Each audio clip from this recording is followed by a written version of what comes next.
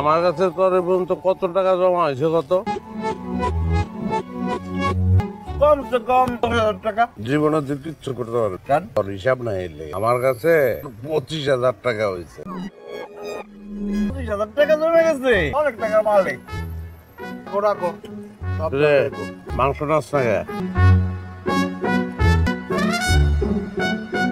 আলু লইলে গে আলু কি গোস্ত দাঁতের চিপা আটকে যায়, তুমি খাও। আমারও দাঁতের চিপায় আটকে যায়, তুই খা। তুমি না খাইলে তুমি খাইবে না, বুঝছো? ভাগা ভাগি জিনিসটা করলাম লাগে।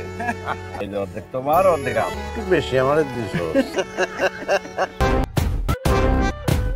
আসসালামু আলাইকুম বিআইন সাহেব। ওয়ালাইকুম আসসালাম বিআইন সাহেব।